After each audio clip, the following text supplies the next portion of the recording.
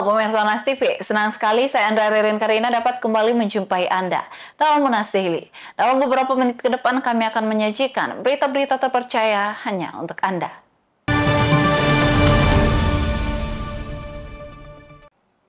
Pemirsa, pemeriksaan gigi sejak dini sangat penting untuk mendukung kesehatan mulut anak secara menyeluruh. Namun masih banyak orang tua meremehkan perawatan gigi anak sejak dini.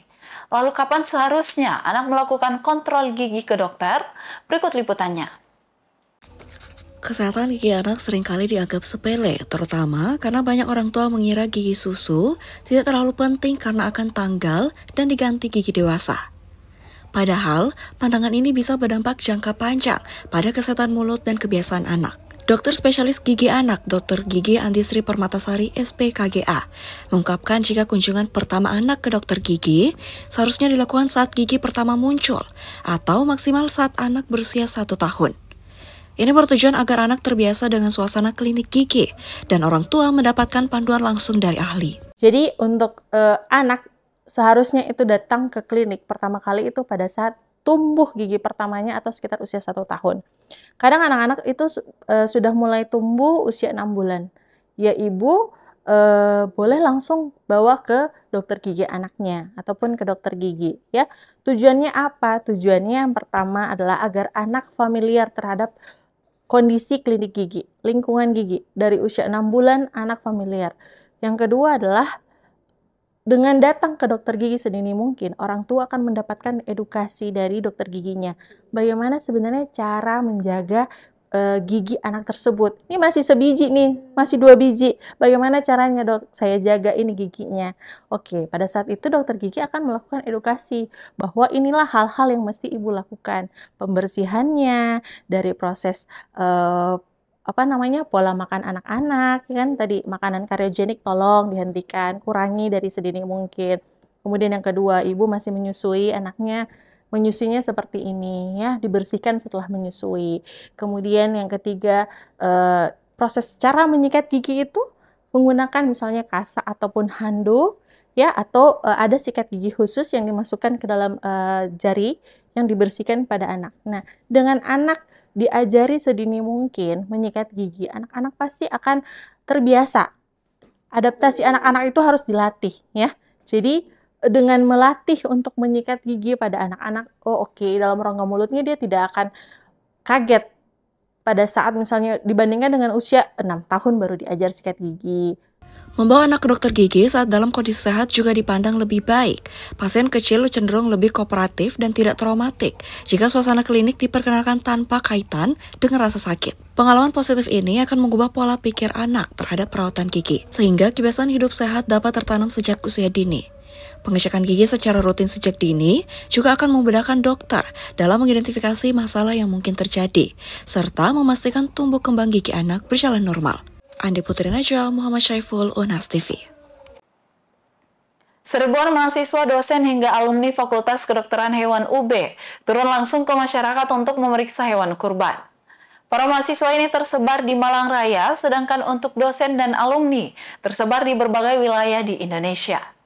Kegiatan ini menjadi wujud kekompakan mahasiswa hingga alumni untuk berkontribusi dalam pemeriksaan hewan kurban agar hewan tersebut aman, sehat, utuh dan halal. Seluruh aktivis tim pemeriksa terpantau dengan baik melalui koordinasi Fakultas Kedokteran Hewan UB. PhD, Med Science, yang kami hormati. Hari Raya Idul Adha menjadi momen bagi para mahasiswa, dosen dan alumni Fakultas Kedokteran Hewan UB untuk turun ke masyarakat. Mereka terjun langsung memeriksa kesehatan hewan kurban di berbagai daerah. Pelaksana program dokter hewan Mira Fatmawati menjelaskan, para mahasiswa tersebut disebar di Malang Raya, meliputi Kota Batu, Kota Malang, dan Kabupaten Malang. Mereka akan bertugas dari tanggal 2 hingga 6 Juni 2025.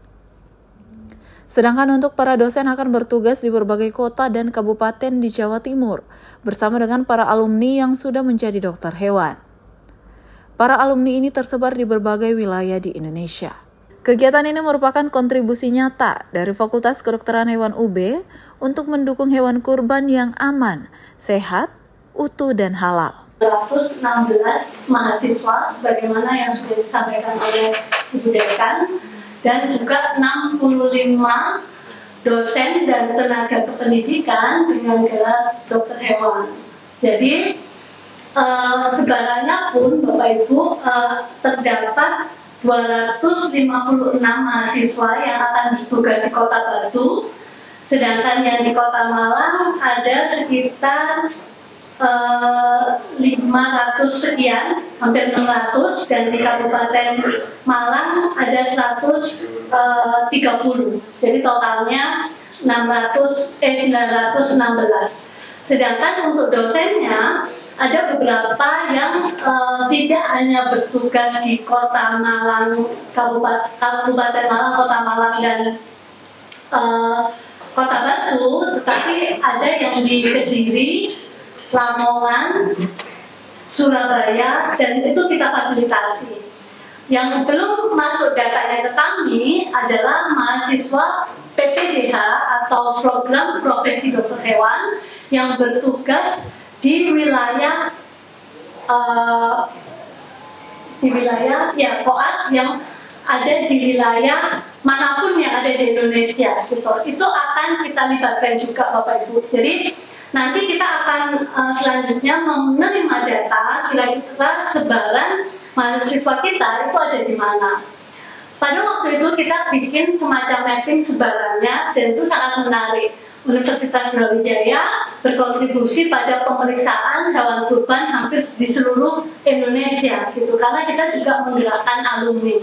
Mira berharap melalui kegiatan ini, para mahasiswa dapat belajar langsung sebelum nantinya mereka menjadi dokter hewan profesional yang akan bertugas di berbagai daerah di Indonesia. Dari Malang, tim liputan UB TV melaporkan untuk Unhas TV. Pemirsa, berita tadi sekaligus menutup perjumpaan kita hari ini.